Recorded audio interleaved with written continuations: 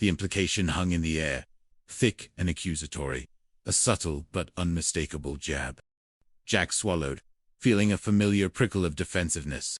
Look, Mr. Bradford, I realized that we didn't exactly hit it off the first time we met. I just thought maybe we could, start over. He offered a hopeful, if slightly strained, smile, a plea. Mr. Bradford considered him, a long, drawn-out moment of silence stretching between them. Well, I suppose I could try. For Victoria's sake. The concession felt less like an olive branch and more like a grudging acknowledgement of necessity, a sacrifice for his daughter's happiness. Oh, good. Well, I think that the Jack started, relieved, but Mr. Bradford cut him off. My daughter means a lot to me. I was both mother and father to her since she was an infant. His voice softened, a rare glimpse of emotion, a possessive tenderness. Jack, ever prone to accidental humor, blurted out, "Well, you must have had a tremendous clothing bill." He immediately regretted it, seeing Mr. Bradford's expression darken. "Oh, say nothing of the weird people, mother and father," he clarified, his tone sharp. "Sorry," Jack mumbled. No, that was very amusing," Mr. Bradford said, though his eyes held no amusement. "As I was saying, Victoria was always my favorite." "Well, I thought Vicky was an only child," Jack said, confused. "I meant between her and her mother. But she left me. A shadow passed over Mr. Bradford's face, a flicker of old pain, a wound that clearly hadn't healed. "Well, kids do grow up," Jack offered, trying to be sympathetic. "I meant her mother." Mr. Bradford's voice was cold, dismissive. "I always had such high hopes for Victoria," he sighed, a heavy, theatrical sound. "Ah, well, sir, I really don't think Vicky's doing too badly," Jack ventured, sensing a deeper current of dissatisfaction. "No, I mean with her job." Oh, you mean because of the promotion they offered her?" Jack's brow furrowed. He hadn't heard about any promotion. "What promotion?" he asked, genuinely surprised. "She didn't tell you." Mr. Bradford's eyes gleamed with a subtle triumph, a hint of satisfaction at this shared secret. "Oh, well, it's not important now. She's going to turn it down." He paused, letting the words hang in the air, a carefully placed bomb. "Too bad, though. She's been working so hard for it these past 2 years. Jack felt a jolt of alarm, a cold dread spreading through him. Vicky was giving up a promotion she'd worked 2 years for, because of him. Then why is she going to turn it down? Mr. Bradford leaned forward, his voice dropping to a conspiratorial whisper, though it carried clearly in the quiet apartment.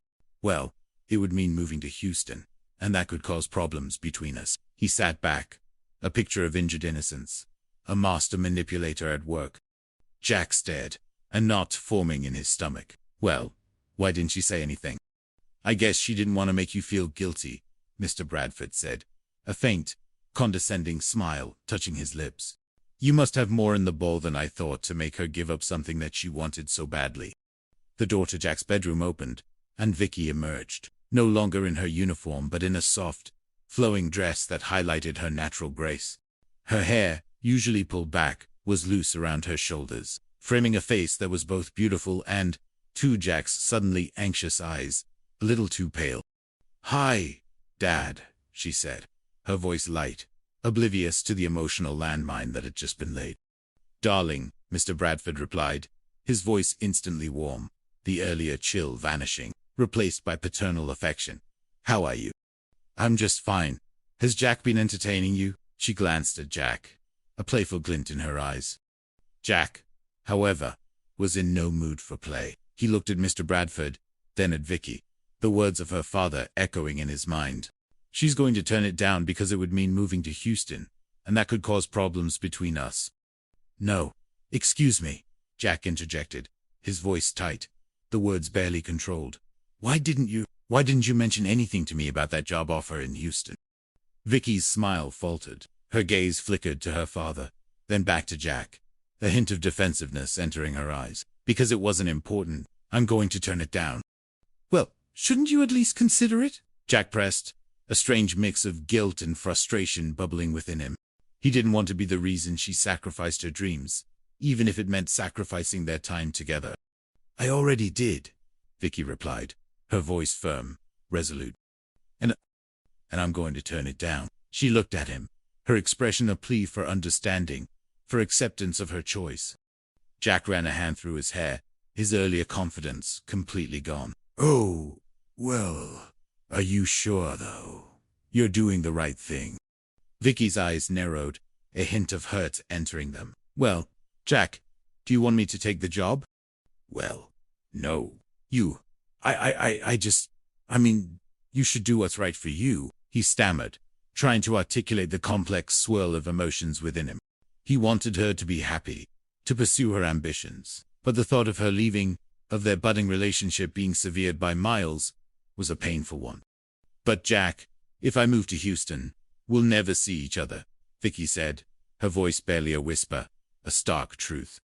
We'd still have weekends and holidays, Jack offered, though even to his own ears, it sounded weak, insufficient. Weekends and holidays, Vicky scoffed, a bitter laugh escaping her. You know, we really don't see that much of each other as it is. You're flying around all the time, I work all hours. She paused, her eyes searching his. Jack, I've been… Vicky, the importer, what I'm trying to say is I want you to do what's best for you. He cut her off, his voice laced with an urgency he hadn't intended, a misguided attempt at selflessness that came across as a dismissal, a lack of fight for their relationship. Vicky stared at him, a flicker of something unreadable in her eyes.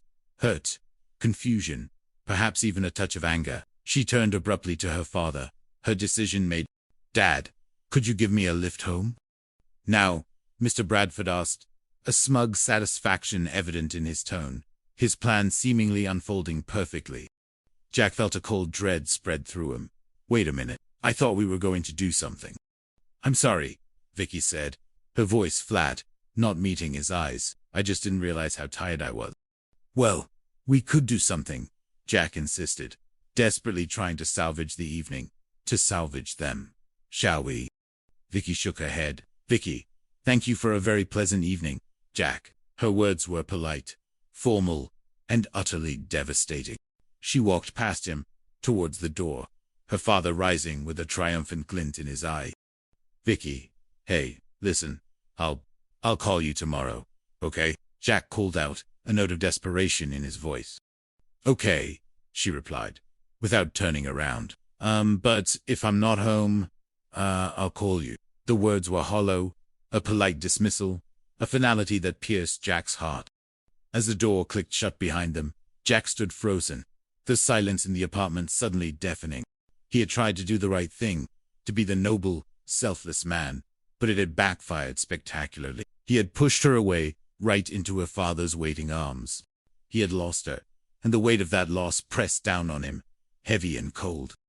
Just then, Janet burst back into the living room, her face alight with excitement, oblivious to the emotional wreckage. Terry, Jack. Oh, excuse me, she paused, noticing Jack's distraught expression. Jack, I just talked to Philip, and we're going to do it. Her words, meant to be joyous, fell flat in the heavy atmosphere. She then noticed the empty space where Vicky and her father had been. Hi, Vicky. We're going to get… She trailed off, confused. I hope I'm not interrupting anything. Jack shook his head, a hollow laugh escaping him. No, Janet. It's okay. I was just leaving. His voice was devoid of emotion, his eyes distant. Good night. He walked past them, out of the apartment, leaving Janet and Terry standing in the middle of the living room, surrounded by the nascent decorations of a dream wedding, utterly bewildered. Jack, Janet called out, but he was already gone. What happened? Terry shook her head, her gaze following Jack's retreating form. Nothing, she said, but her voice was filled with a profound sadness. Well, it's so early. Where's Vicky going? Terry sighed, a heavy weight settling on her chest. To Houston. Chapter 2. The Bridal Bouquet and a Broken Heart. The following days for Jack were a blur of activity, a frantic, almost desperate attempt to distract himself from the gnawing ache in his chest. Janet's wedding preparations, once a source of light-hearted amusement, now felt like a cruel irony, a celebration of love he feared he had just lost. He moved through the apartment, helping with decorations, setting up tables, his usual cheerful demeanor replaced by a quiet, brooding melancholy. Terry watched him with growing concern, sensing the raw wound beneath his forced composure. Let me see. A little higher, Jack, Terry instructed, trying to get his attention, as Jack stared blankly at a banner they were hanging, his mind miles away. Jack,